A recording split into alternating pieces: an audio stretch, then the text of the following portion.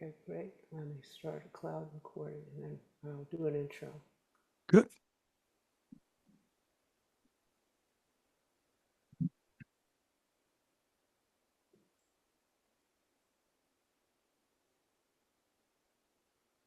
There we go. Well, good afternoon, everybody.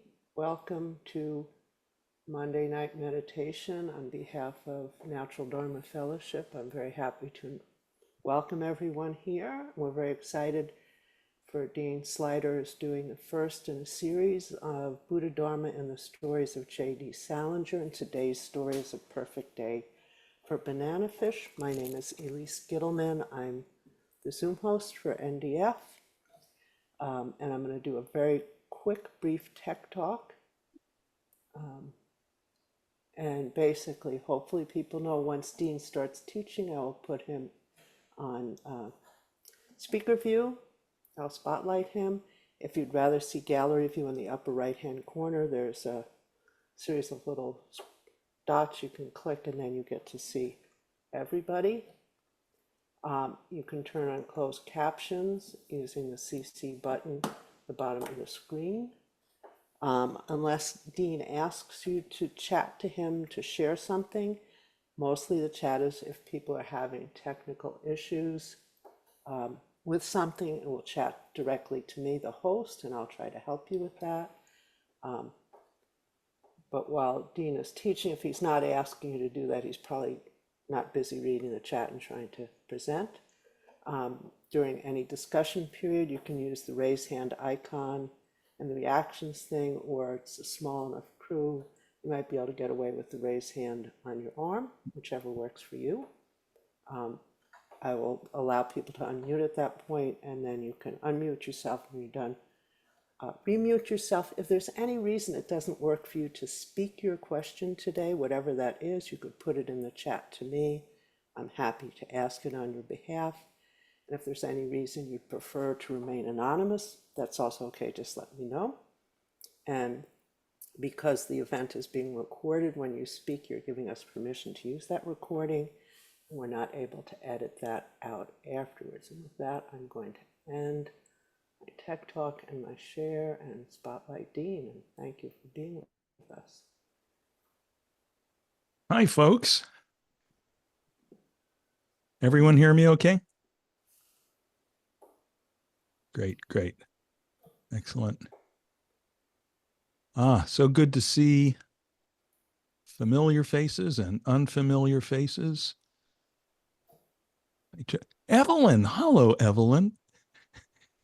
Evelyn read the Salinger 9 stories. There you go. That's her This is copy. the book I had in 9th grade with notes in the margin and everything. Right. It was 10th grade. 10th grade.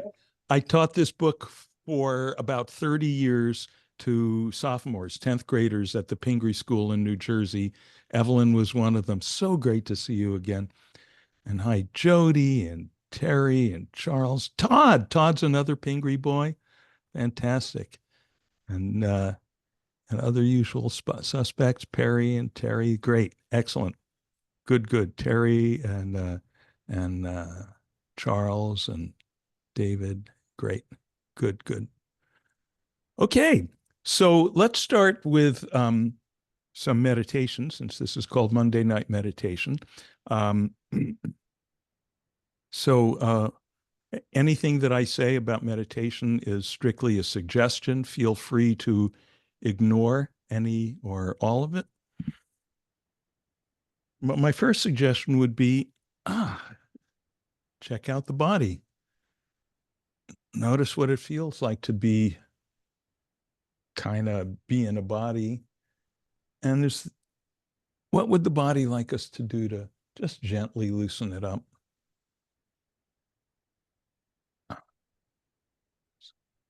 So I'm not in your body, so I can't tell you what wants to be loosened. I know what's going on in mine.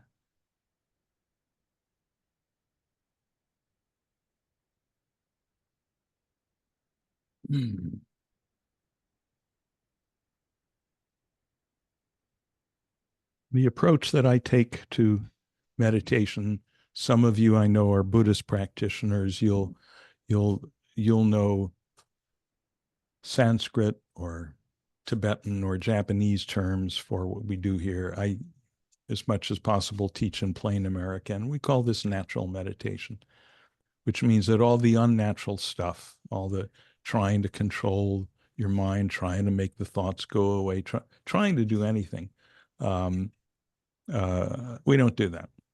And we just kind of abide in what's left when we abandon all our efforts to control things. As you'll see. So we could just sit easily, sit comfortably at any point. If your position becomes uncomfortable, then change it. And have the eyes open or closed, whatever you prefer.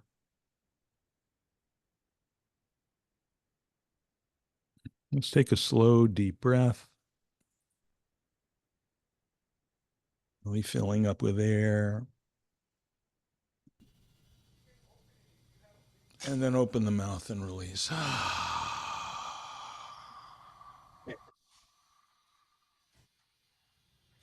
And let's do that again.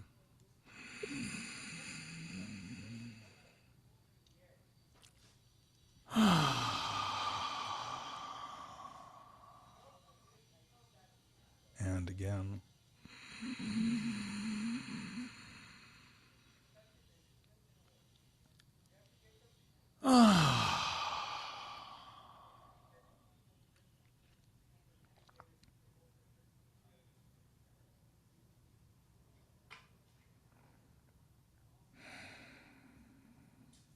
So that was the hard part.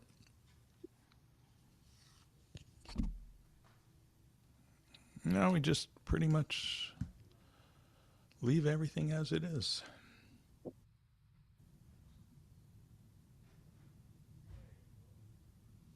We may notice a few features of how things already are.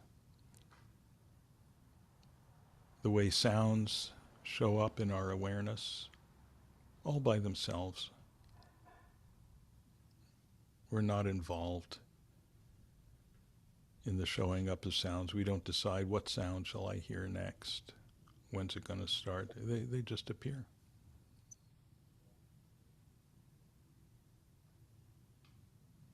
And in the same way, sounds go away all by themselves without any involvement from us.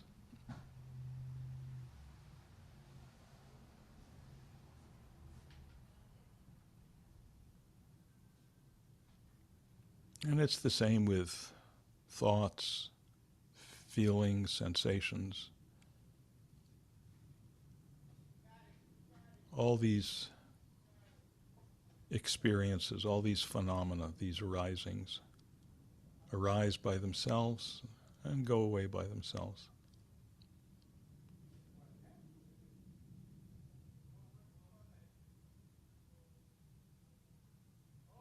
Like different breezes and little clouds coming and going within the open sky. Different arisings coming and going within the open sky of awareness.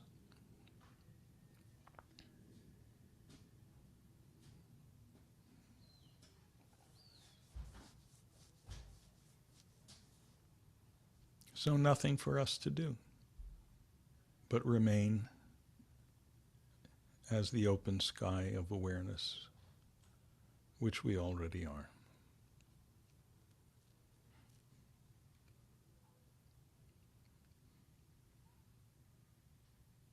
As all the arisings, the phenomena, the experiences come and go frictionlessly. Even a tornado doesn't scar the sky.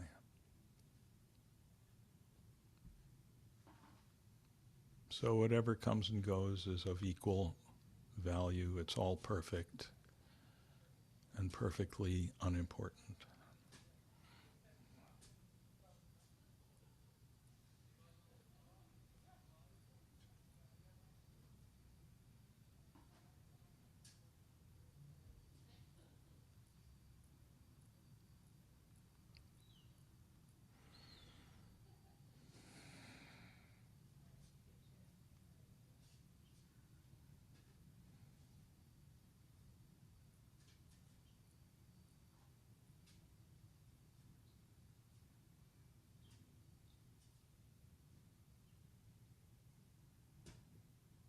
not trying to focus or concentrate on anything.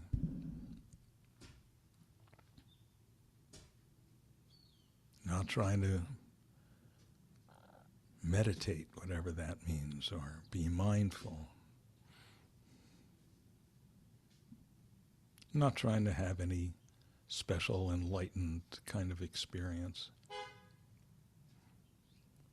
Those are all projects, and they tend to not work out.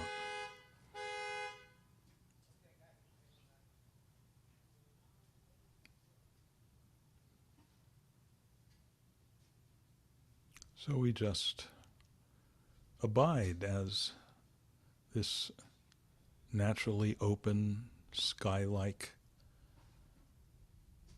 awareness that we already are.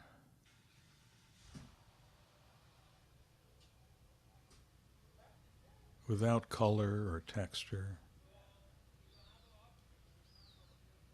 without content, even as all kinds of content frictionlessly comes and goes within it.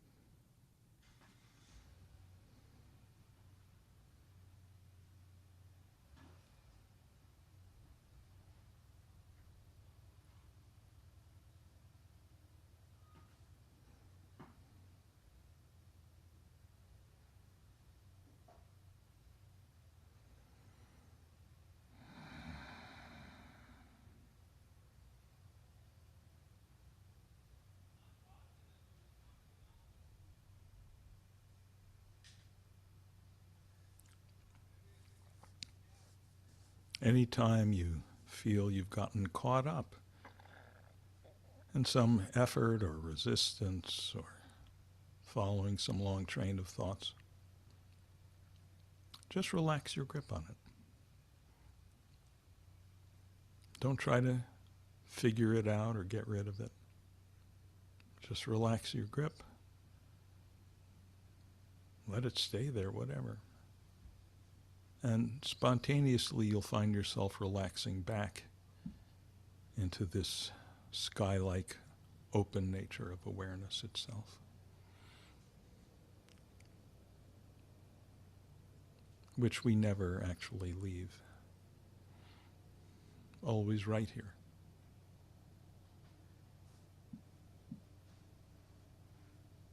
Never have to move an inch looking for it. Always right here.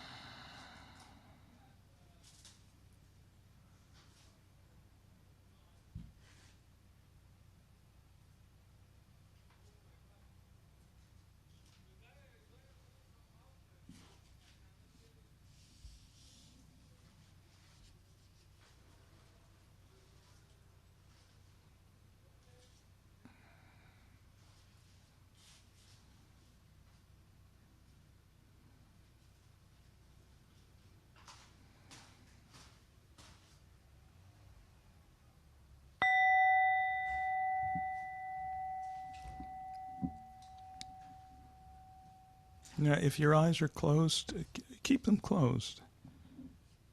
Take a couple of minutes to just gently start shifting around in the seat and bringing the body back to a more active state.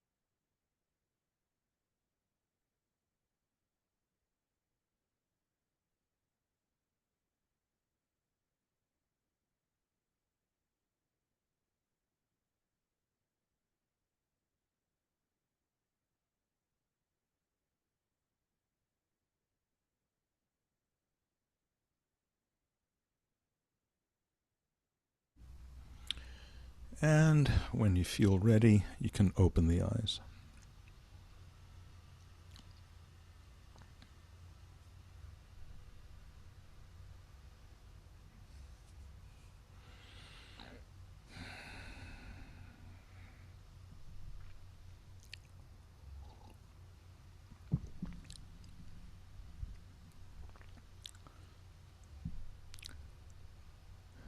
Okay, we all back?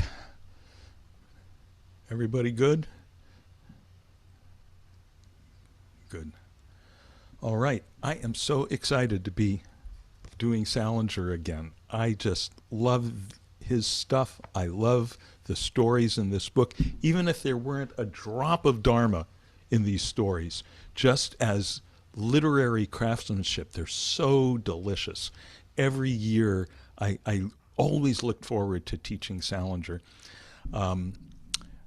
So in case you haven't gotten hold of the book, by the way, you'll notice that my cover looks different from Evelyn's. Here's another one. Once every decade or two, they change the cover design, but the inside's the same. What the covers all have in common, by the way, is no blurbs, no picture of the author. That's very unusual. I mean, here's this celebrated author. People have written all kinds of, encomiums about him and so forth. No celebrity photo, no nothing. That was on Salinger's insistence. He hated the cover of the cover design of The Catcher in the Rye. The hardcover had a picture of a merry-go-round, and there was a paperback edition of it that I used to have. That showed Holden Caulfield in what looks like Times Square in its funky days at a peep show. And so he said, that's it. From now on, all my covers are going to be very plain, in keeping with his famous reclusiveness, which we'll talk more about in the future sessions of this. I mean, his feeling was, let the writing speak for itself. So not all, but most of the stories in this book were first published in the pages of the New Yorker. The first one was in 1946, called Slight Rebellion off Madison. It was an early draft of some of the Holden called-in material that later went into Catcher in the Rye. But then the next one was The Perfect Day for Bananafish, and that blew people's minds. As you might imagine, when people got to that last sentence and Seymour pulls the trigger, people said, "What?" And every year I had the great pleasure of not giving my students any warning and just letting them all come in the next day going, what's going on here? Why did this happen? And if you read Salinger criticism, which I don't necessarily recommend, you'll see a lot of explanations for why Seymour commits suicide. Some of them are pretty wacky. The thing is, I think you can't really understand Salinger without understanding Dharma, right? And by understanding Dharma, I don't even just mean, oh, well, you've read some books on Buddhism or on Vedanta or something. It means the way everyone here in this Zoom understands Dharma, which is we're all seekers, we're all practitioners on the path. We've all gone through trying to be a spiritual person, trying to be an enlightened person, living in a world that's often not very supportive of that. All right? So what we need to do is go back. Having seen what the ending is, we have to be like detectives and go back to the beginning and start walking through. Look for all the clues. Follow the trail of breadcrumbs as to why do we wind up at the end where we wind up. And I'd really like to encourage people to jump in here. It's much more fun if it's a discussion rather than just me, yakking away. So Elise, if you can be, just very, right alert to people raising their hands. I want to let people jump in as much as possible. Okay, so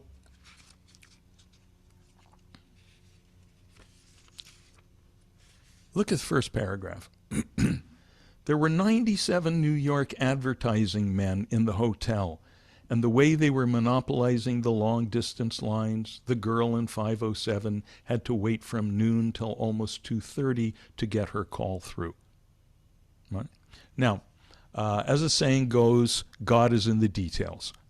Right? It's all in the details. And Salinger, maybe more than any other writer, and especially in a short story, because it's so compressed, you don't have the luxury as you do in a novel. Oh, I took a nice walk through Griffith Park the other day. Let me borrow some scenery from Griffith Park. If it doesn't really add to the theme, short stories got to be tight. As Edgar Allan Poe, who was kind of the co-inventor of the modern short story, said, every word must tell. Every single thing must contribute to the effect. So there's, of course, this is back in 1940s where there was no cell phones and there were, long distance lines that you had to wait for. But who is it that's monopolizing the long distance lines? New York advertising men. Right? Those of you who've read The Catcher in the Rye will recognize that, oh, what does a spiritual seeker like Holden Caulfield find himself up against? Phonies, phoniness, materialism. So here's people, New York advertising men, we could say these are professional phonies. These are people who, these are the madmen who create the, right, as Don Draper said, every great pitch has a great product has a story behind it, no matter how made up it has to be. And what are they trying to sell us? Stuff, materialism. Buy this car and then you'll be happy. Buy this six-pack and then your problems will be solved. All right. She used the time, though. She read an article in a women's pocket-sized magazine called Sex is Fun, or Hell. Right? I mean, a little insight into the marriage. She washed her comb and brush. She took the spot out of the skirt of her beige suit. She moved the button on her Saks blouse. She tweezed out 2 freshly surfaced hairs in her mole. When the operator finally rang her room, she was sitting on the window seat and had almost finished putting lacquer on the nails of her left hand. So she used the time, though. How does she not use the time? Well, she doesn't use the time preparing baskets for the poor. She doesn't use the time working on her novel. Can you see the light irony in that sentence? She used the time. Oh, yeah, she was productive. It all has to do with personal appearance. Right. We know that in Salinger, where every detail is important, names are important. We'll get in a minute to the little girl on the beach saying, "See more glass. Mommy, did you see more glass?" Right? And we, see more glass. That pun is not arbitrary. Right? So this is Muriel, which to me sounds a lot like mural. Right? What's a mural? Well, it's a pretty painted thing on a wall. Okay. When we first see her, what is she doing? She's painting her nails, right? She's painting the appearance. So I think she's expert at making this pretty appearance, but trying to talk to her, trying to communicate with her, as we see in the next page or 3, it's just like talking to a wall, right? And in fact, when the phone finally rings and she takes her sweet time answering it, what is she doing? Which particular fingernail is she lacquering? The pinky finger of her left hand. Right? I hope you never have to give up a finger for any reason, but in case you ever do and you're given a choice, assuming you're right-handed, what's the most useless finger? Right? The pinky of your left hand. Right? How fun is that? Right? How fun is it that all these details are here, which, I've spent 30 years reading this stuff, so I may be seeing a few things that you didn't see on the first read through, but I'm convinced that even if this stuff doesn't consciously register, it's all registering somewhere. It's all creating the effect. Right? Just like when you watch a movie, unless you're like me, married to a film editor, you're not sitting there going, "Oh, look what they did with that cut, and what did they do with that dissolve?" But still, it has its effect on you. Okay.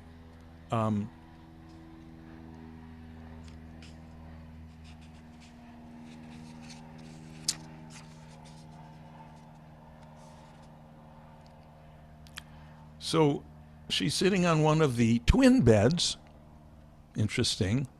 They're on their parent honeymoon vacation, and they've got twin beds.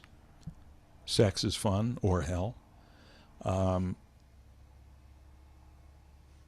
And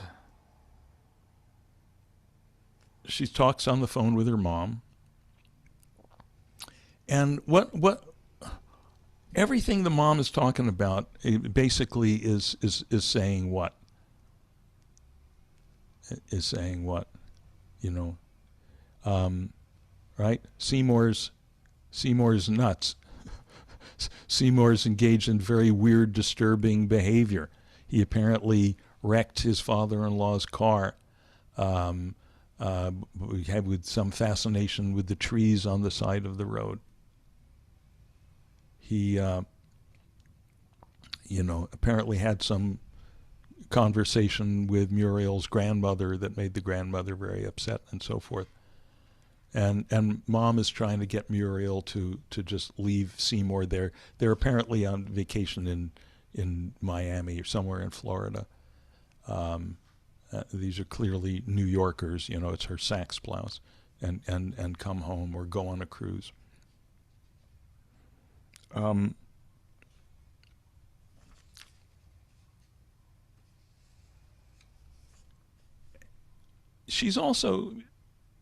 Muriel's also concerned that she can't find something. It's a book. All right. It's on bottom of page 5. Mother, the girl interrupted. By the way, notice that the narrative voice never refers to her as Muriel. Just calls her the girl. Never refers to Seymour as Seymour. Calls him the young man. Right? Consistently throughout the whole story. What does that do? Anyone, can I get I need to get on gallery view so I can see you all. There you are. Anyone have a feeling about why he would do that? Why Salinger would do that? What effect does that have? Yeah, Jody?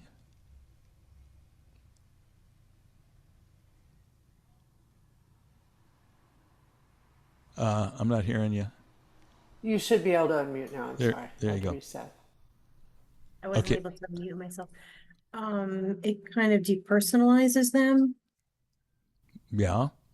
Depersonalizes them. And Bryant, you want to jump in?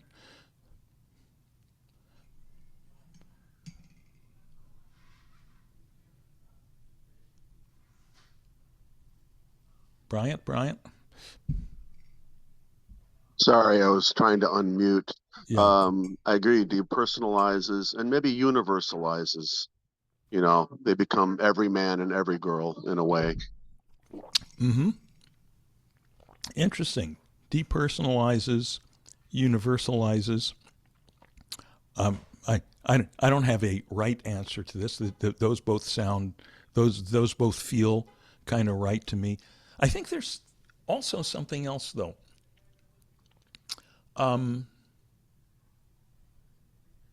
Are you your name? Are you your name?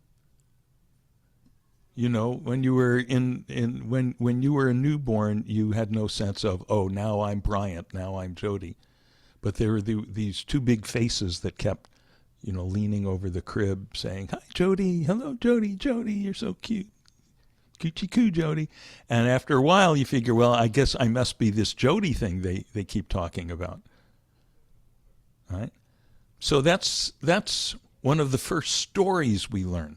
And then once we have an identity, once we start to form an ego with a name as a tag on it, then that becomes the Velcro ball to collect all the other stories.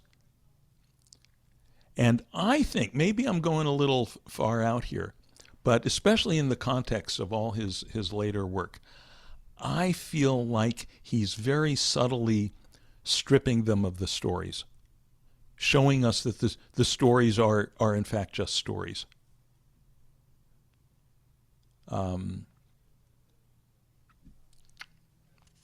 Let's go on.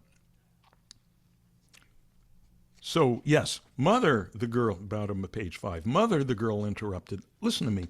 You remember that book he sent me from Germany? You know, those German poems?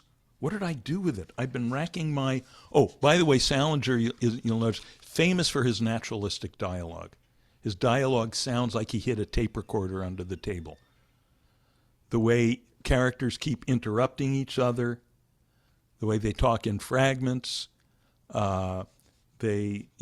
Did he keep calling you that awful? No, he has something new now. What? Muriel, I want to note, your father, all right. All that very, very real sounding dialogue. Okay. What did I do with it? I've been racking my, you have it. Are you sure? Said the girl. Certainly. That is, I have it. It's in Freddie's room. Blah, blah, blah, blah. Does he want it? No, only he asked me about it when we were driving down. He wanted to know if I'd read it. It was in German. Yes, dear, that doesn't make any difference, said the girl, crossing her legs.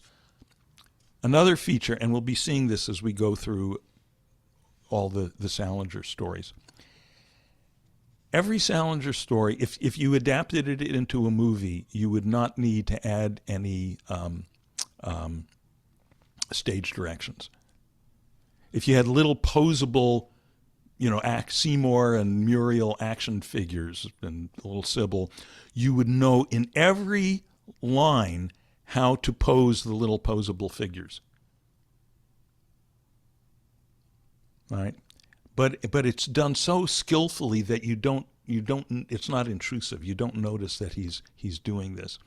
But you're getting the picture in just a very straightforward way. And if you pay close attention, you'll see how the body language betrays what's going on inside the characters. And also the smoking language. Watch cigarettes, matches, ashes, ashtrays. The subtext is often all there in the smoking. So as you can see, I'm laying out some elements here to play with in today and in the future sessions here. Yes, dear, that doesn't make any difference, said the girl, crossing her legs. He said that the poems happen to be written by the only great poet of the century. He said I should have bought a translation or something, or learned the language, if you please. Right? Someone needs to be muted. Okay. Anyone have an idea what poet he's talking about? Yeah, Jennifer? It's got to be Rilke. It's got to be Rilke. Absolutely. Absolutely. To be fair, he may be the only German poet that comes to mind when I hear German poet, but he is probably, I have no argument with Salinger on him being the greatest poet of the century. Right. The only great, he says, he goes even further, the only great poet of the 20th century. And those of you who've read, and I know some of you have read Rilke, you'll know that Rilke's he's not only a great poet, but he's a poet of the transcendent. He's a do yourself a favor, get hold of some Rilke. The Duino Elegies is a good one. Duino, the Duino Elegies. Make sure you get the Stephen Mitchell translation. Stephen Mitchell is a Dharma practitioner and gets the essence of these poems, which not every translator does.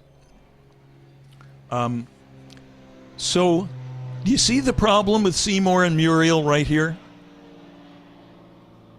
Right? You see it right here? Right? Seymour's discovered something. He's discovered spirit, to put it bluntly. He's discovered something about the sublime, the transcendent, that with which the Rilke poems deal. And he wants to reach out to Muriel. He wants to share that with her. He wants the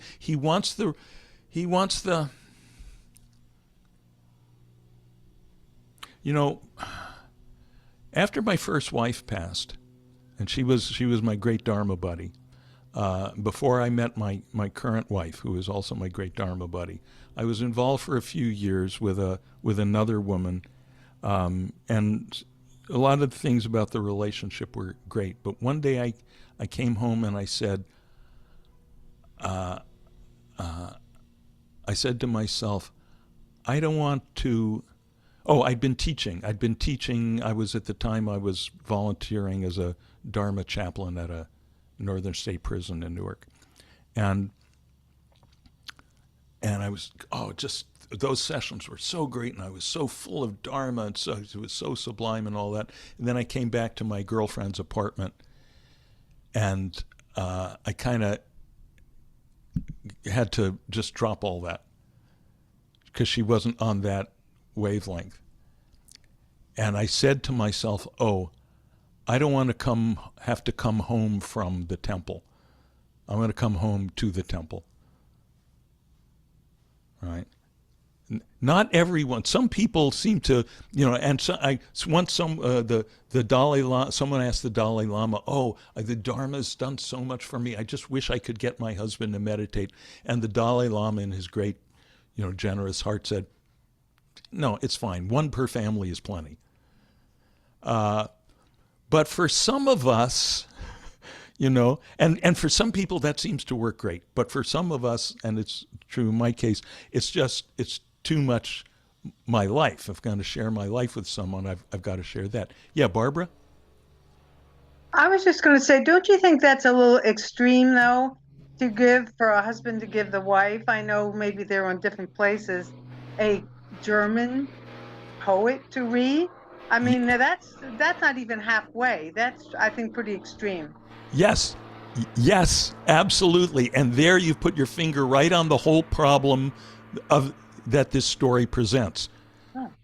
Right? Okay. Can you see that he's has anyone else here besides me ever kind of gotten so excited about the spirit or Dharma or that you've gotten excited and you've just tried to share it with someone and you went, you asked for too much, right? It just doesn't work. And he's not reasonable. Now also, there's all this stuff driving the car into the tree and so forth. It's pretty clear. Look at the timing of this, 1948, and the mother makes reference. I think of all those crazy little wives that waited for the husbands to come back. So this is in the wake of the Second World War. And Salinger, like Seymour, was in the war. Salinger was in counterintelligence because he was fluent in German and French, and he went through the Battle of the Bulge. He went through the liberation of some of the concentration camps, and as he told his daughter years later, he said, once you've gotten the smell of the burning flesh in your nostrils, you never get rid of it for as long as you live. And he had a kind of a breakdown near the end of the war. So are we talking about enlightenment or burgeoning in enlightenment, being on the enlightenment path? Are we talking about madness? Sometimes it's hard to tell, right? Am I waking up? Am I going crazy? Sometimes it's hard to tell. Yeah, Evelyn?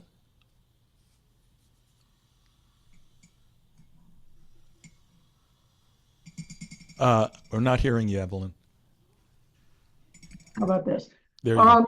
So I wondered how they got together, or maybe you just said it. When he left for the war, he was on her par, and then he went through this like near death or some event that caused him to convert, or were they just always the two of them? They were together before the war. It's there's a little bit about it in the story, and then she waited for him, and he got his PTSD and came home with that. By the way, as some of you know, and I know Evelyn, you know this. After this story, and this is really, Salinger's big breakthrough, his big debut in the literary world. It starts with Seymour's suicide, but then he realized, no, I'm not done with Seymour. He's too juicy a character. This being here at the crux of madness and enlightenment. He was too good a character, and then Salinger started to imagine the whole Glass family, Seymour's parents, Seymour's brothers and sisters, and some of them show up in some of the 9 stories, and they sneak up on you. I don't want to say more about it right now because if you're reading this for the first time, there's some surprises with Glass family members showing up. And then later he wrote, all of this stuff appeared first in the New Yorker, then in book form. He wrote Franny and Zooey, which are named for 2 of the younger siblings, and Raise High the Roof Beam Carpenters, which is a whole story told by his brother Buddy Glass. The whole is a whole novella about Seymour and Muriel's wedding day. So we learn a whole lot about it there. And one hint I'll give you is that Seymour never makes it to the wedding. Okay. And one final piece, which has never been collected in book form, but you can find it online. It's called Hapworth 16, 1924, which the entire thing is a letter that Seymour wrote home from summer camp when he was, I think, 13 years old. And it's like a 100-page letter from this 13-year-old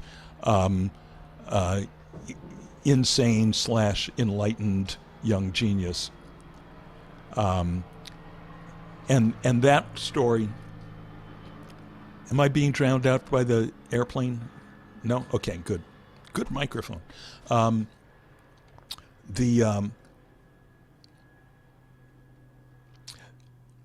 a lot of people, that last story, Hapworth 16, 1924, was, now, at this point, is Salinger brilliant, or has he just spun too far? Has he spun out beyond it, he's reached escape velocity and spun out of orbit. I hope that this series will whet your appetite to read all the Salinger stuff, but save the Hapworth 16, 1924 for the end because it is out there. Oh, and I left out Seymour in Introduction. That comes after Raise High the Roof Beam Carpenters. Seymour in Introduction is Buddy riffing about Seymour, ironically calling it an introduction and a story written, years after we get Seymour's suicide. So back to this one. I have to go a little faster than I normally want to because I think Elise told you I need to leave early. I've got a medical thing that I couldn't reschedule. So I apologize for that. So we get that. Then what do we get between the mother and the daughter? There's all this stuff about, Seymour's weird behavior. And then at the bottom of page 8, all of a sudden, Mom pivots and says, well, how's your blue coat? All right, I had some of the padding taken out. How are the clothes this year? Right? Blah, blah, blah. How's your room? Later she says, how's your ballerina? Apparently meaning your, ballerina style dress or skirt. Top of page 9, how's your room? All right, just all right though. We couldn't get the room we had before the war, said the girl. The people are awful this year. You should see what sits next to us in the dining room at the next table. They look as if they drove down in a truck. Ugh. Right? Someone needs to be muted. I don't know who we're getting there. Right? So notice the superficial values of that Muriel has clearly gotten from her mom. They talk about clothes like they're people. How's your ballerina skirt? how's your blue coat, right? They talk about things like they're people, and they talk about people like they're things. You should see not who sits next to us. You should see what sits next to us in the dining room at the next table. They look as if they drove down in a truck. Ooh, that's pretty snobby. Okay? All right, so then there's more of that. Then, page 10, after the little break, 2/3 of the way down the page, we scene switches to the beach. "See more glass," said Sybil Carpenter, who was staying at the hotel with her mother. "Did you see more glass?" "Pussycat, stop saying that. It's driving Mommy absolutely crazy. Hold still, please." So apparently this little girl, Sybil, has discovered the cosmic pun in Seymour's name. She gets it. See more glass. See more glass. She's making a mantra out of it. See more glass. Driving Mom crazy. It's very typical in Salinger. Certainly we see it in Catcher on the Rye. The old farts don't get it. It's the young people, the children, who have the kind of natural enlightenment before they become corrupted.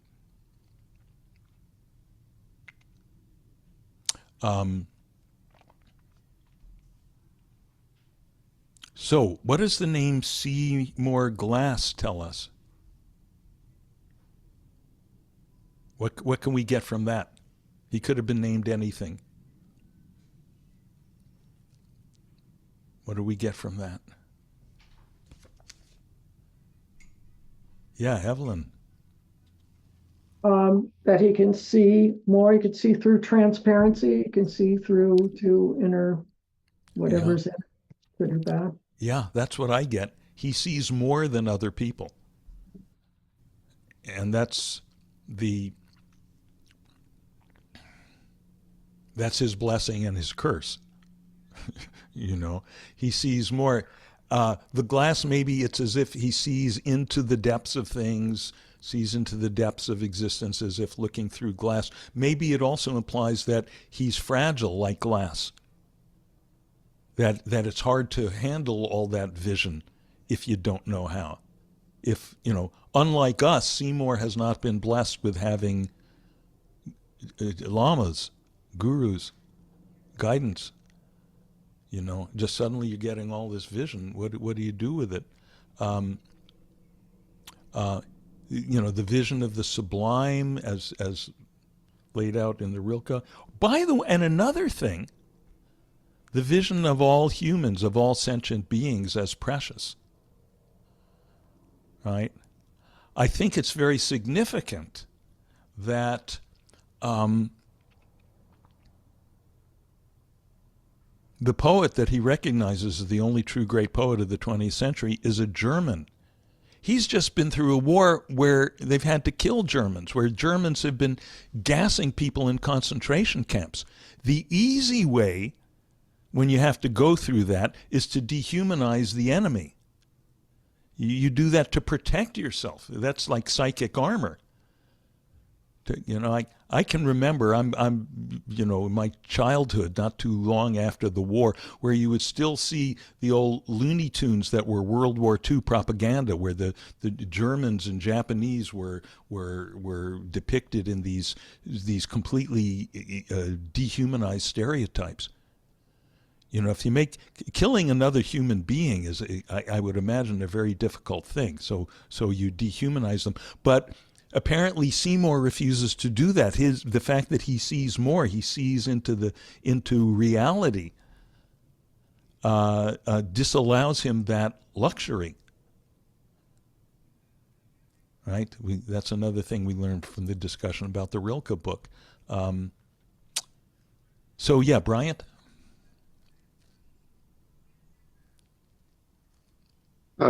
Just all of the comments I think pertain to the glass metaphor, but if Salinger was at all familiar with Dharma concepts, certainly realizing emptiness is one of the aspects that is frequently pointed out as sort of conducive to the Enlightenment experience, that seeing this insubstantiality of everything, or seeing through the mental Yes. labels. So that could be a glass metaphor, I think, maybe as well. Yeah. Yeah. And by the way, we don't have time to go into it today. We'll do more of it in the future sessions. But Salinger, at the time he was writing these stories, started studying Vedanta at the New York Vedanta Center, which was a couple of blocks away from the house where he grew up, in the apartment where he grew up in New York, and then studying Zen. Interestingly enough, you may have noticed the epigraph to the book. We know the sound of two hands clapping, but what is the sound of one hand clapping? A Zen koan.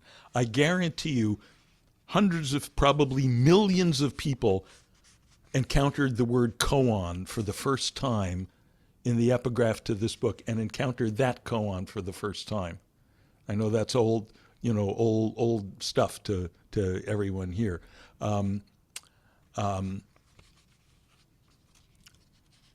And just by the way, one fun thing that I did encounter in reading some Salinger criticism, someone came up with a very fun theory. Going back to the bottom of page 3, back to Muriel doing her nails, she then replaced the cap on the bottle of lacquer, and standing up past her left, the wet hand, back and forth through the air. Right? That's the sound of one hand clapping. How fun is that? How fun is that? And how brilliant is it to take this completely superficial character, this person who doesn't get it. She doesn't get the truth, but nevertheless, she is the truth.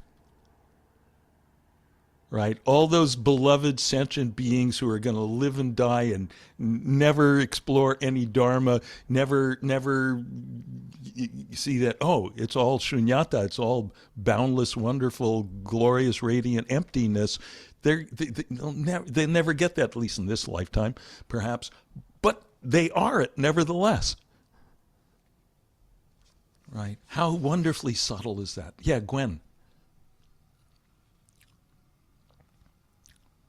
Yeah, I find it interesting, the juxtaposition of Muriel as a wall, a mural on a wall, and Seymour as glass, like the window. You know, a wall, unless it has a window, you can't see beyond what's inside.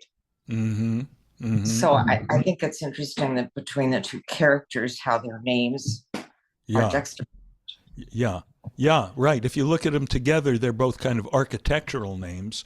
And then we get the little girl who is Sybil Carpenter. Right?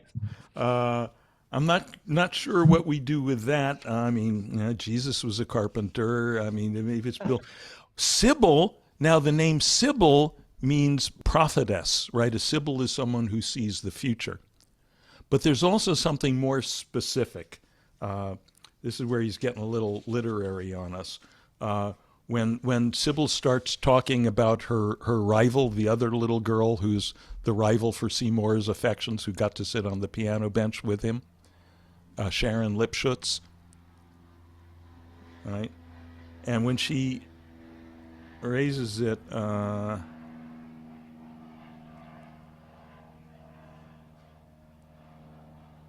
where is it?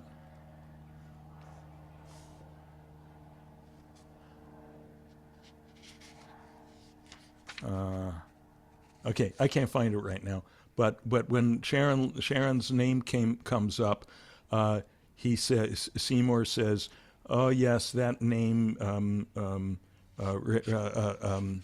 raising memory and desire." Anyone see where the heck that is? Mixing memory with desire. Somehow, it looks.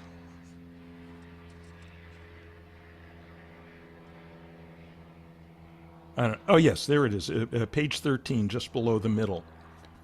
13 just below the middle. Ah, Sharon Lipschutz, said the young man. How that name comes up.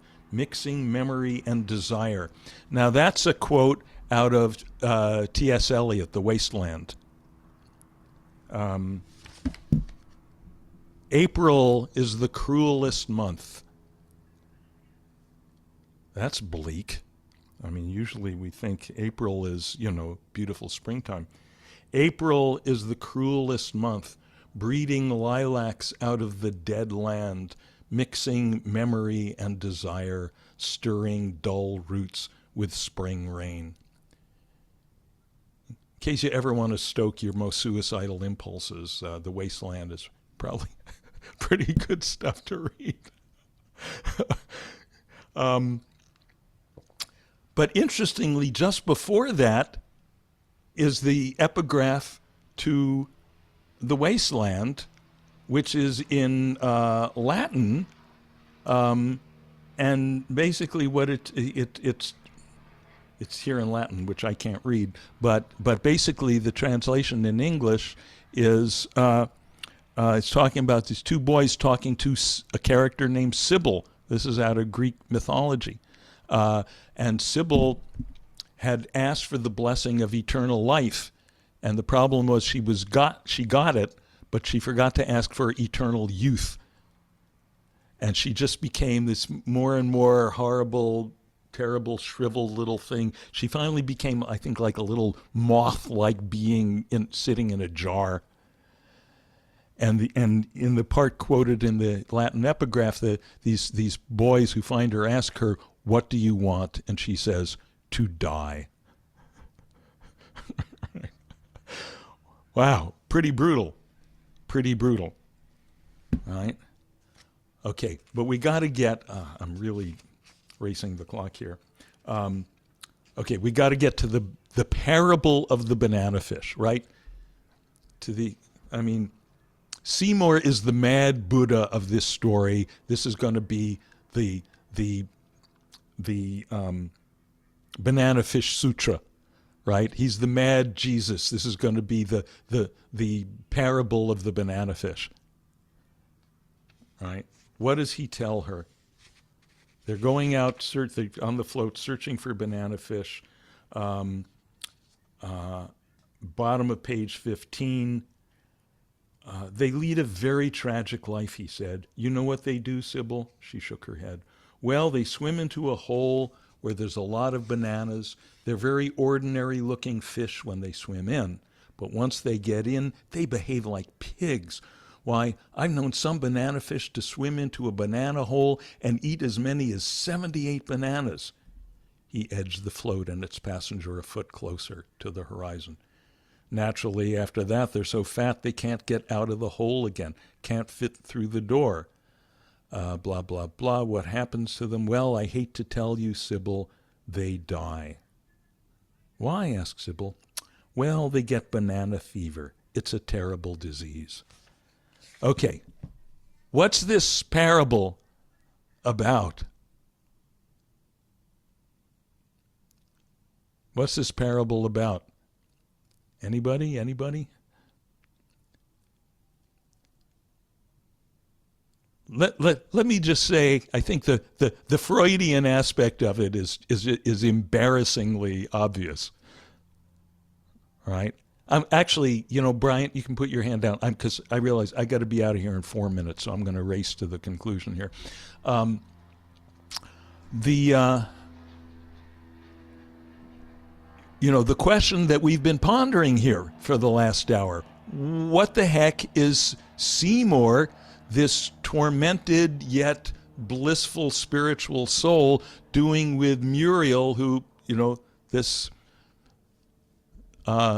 she's like a stereotype of Jewish American princess, right? What is he doing with her?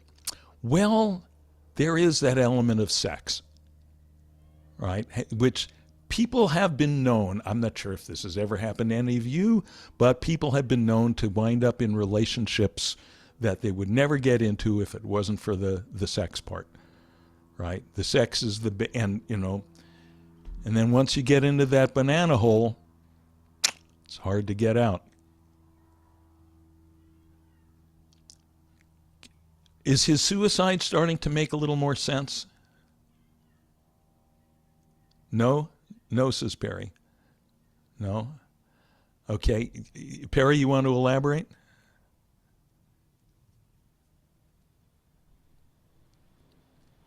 You only have 3 minutes. Why don't you tell? I don't know.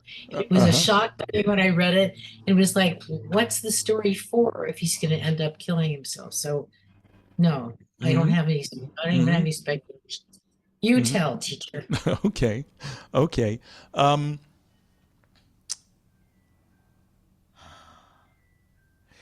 Can you see there's this wonderful line in the New Testament where it says the foxes have their holes and the birds of the air have their nests, but the Son of Man has nowhere to lay his head. You're hearing that, Perry, right? That, I mean, those of us who are infected with the passion for what at some point in our life we came to call Dharma, just infected with the enlightenment fever, haven't you ever felt like I don't belong in this world? Right? And that's not a feeling to be encouraged, right? This is the beginning of the Salinger stuff. This is the beginning of the Glass family saga and the Seymour saga. And this was written at a time when Salinger himself was what we would have to call an immature practitioner. He had just discovered meditation, just discovered the Vedanta teachings, just discovering Zen, and feeling, there's no place. I just want to dedicate myself to the spirit. There's no place for me here on the earth plane, right? Or at least this version of myself, this avatar of myself that I'm projecting as Seymour. I can't see how to reconcile the two things, and in a way, all of the Salinger stories. And by the way, I hope you'll read not just the 5 stories we'll be dealing with in these 4 sessions. I hope you'll read them all. Some deal more directly, some very indirectly with all these issues. But ultimately what he's exploring, and then explicitly exploring when we get on to Franny and Zooey, his next book published. And I recommend read all this stuff. Explicitly, it's all about this question: how to reconcile the life of the spirit with the life in the world. Right? And in a way, if there's no obvious definitive answer to the question of Seymour's suicide, in a way that's great. In a way, that's a koan. That's a koan for us readers. And as you'll see, if you go on to read all the other Salinger stuff, it becomes a koan for the whole Glass family. Why did Seymour do it?